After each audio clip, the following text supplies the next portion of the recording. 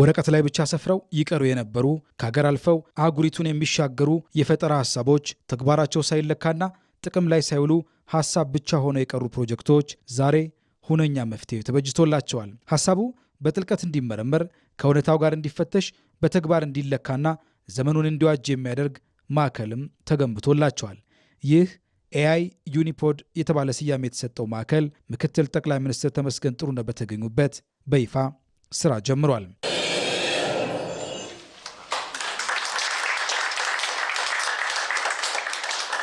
በኢትዮጵያ አርቲፊሻል ኢንተለጀንስ ኢንስቲትዩት በአዲስ አበባ ዩኒቨርሲቲና በተባበሩት መንግስታት የልማት ፕሮግራም ጥምረት እውን የሆነው ማዕከሉ በዋነኛነት የዩኒቨርሲቲ ተማሪዎች፣ ስታርታፖችና አጥኚዎች ፈጠራና እቅዶቻቸውን እውን እንዲሆኑ የሚያግዝ ነው። ማዕከሉ ለኢትዮጵያ የአርቲፊሻል ኢንተለጀንስ ጉዞ አዲስ ምዕራፍ የከፈተ መሆኑን ምክትል ጠቅላይ ሚኒስትር ተመስገን ተናግረዋል። The launch of the Artificial Intelligence Unipod powered by the Timbuktu Initiative በተባበሩት መንግስታት የልማት ድርጅት ቲምቢክቱ በተሰኘው ኢኒሼቲቭ ስር በይፋ የተጀመረው ይህ ኤአይ ዩኒፖድ ማዕከል ኢትዮጵያ በሰው ሰራሽ አስተውሎት ዘመን እንደ ተመልካች ሳይሆን እንደ ገንቢ፣ እንደ አስተዋጽኦ አድራጊና እንደ መሪ ወደፊት የምትራመድበት አዲስ ምዕራፍ የከፈተ ነው። ራዕዩ ግልጽ ነው። ወጣቶቻችን በተግባራዊ የሰው ሰራሽ አስተውሎት ክህሎት ማብቃት፣ ምርምርን ወደ ተግባራዊ ንግድ መቀየር፣ ብሩህ ሀሳቦችን ወደ ሰፋፊ መፍትሄዎች ማሸጋገር እንዲሁም ለአፍሪካውያን የተሰሩ ቴክኖሎጂዎችን ገንብቶ ለዓለም ማጋራት ነው።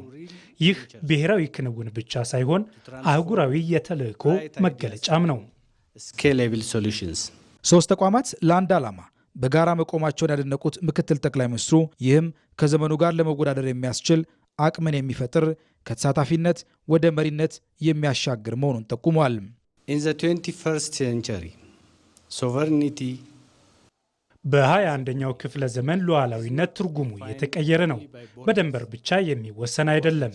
ይልቁንም በመረጃው ባለቤት ማንነት፣ በአልጎሪዝሙ ጸሐፊና ቴክኖሎጂውን በሚቀምረው ላይ መሰረት የሚያደርግ ነው። ይህ ኤአይ ዩኒፖድ ኢትዮጵያ ቴክኖሎጂን ከመጠቀም ወደ ቴክኖሎጂ ፈጣሪነት፣ ዓለም አቀፍ መሳሪያዎችን ከመላመድ ወደ ስራ ዲዛይን እንዲሁም በዲጂታል ኢኮኖሚ ውስጥ ተሳታፊ ከመሆን ወደ መሪነት የምታደርገውን ሽግግር ያመላክታል። ይህ ከዲጂታል ኢትዮጵያ 2030ና ከሀገር በቀል ኢኮኖሚ ሪፎርም አጀንዳ ጋር ይጣጣማል። ከሁሉም በላይ ግን በትልቁ ሀብታችን ማለትም በሰዎቻችን ላይ የሚደረግ ኢንቨስትመንት ነው። ኢትዮጵያን የአፍሪካ የአርቲፊሻል ኢንተለጀንስ ማዕከል ለማድረግ ዘርፈ ብዙ ስራዎች መሰራታቸውን የተናገሩት የአርቲፊሻል ኢንተለጀንስ ኢንስቲትዩት ዋና ዳይሬክተር ዶክተር ወርቁ ጋቸና ማዕከሉ ጅምሩን ወደፊት ለማሻገር የላቀ ሚና እንደሚኖረው ተናግረዋል። Together we have built a structured, credible and globally connected AI ecosystem.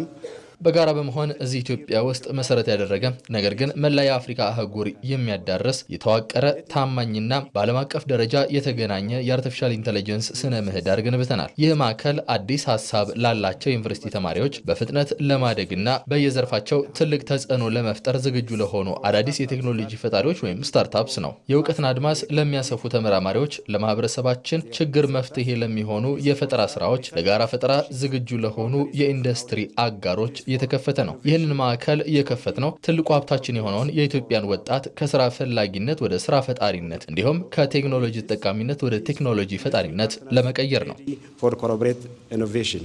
ማዕከሉ ዘመኑን በዋጁ የአርቲፊሻል ኢንተለጀንስ መሰረተ ልማቶችና ደረጃቸውን በጠበቁ መሳሪያዎች የተሟላና ከምርምር እስከ ቢዝነስ ፈጠራ ድረስ ያሉ የብቃት ማሳደጊያ መርሃ ግብሮችን አካቶ የያዘ ነው።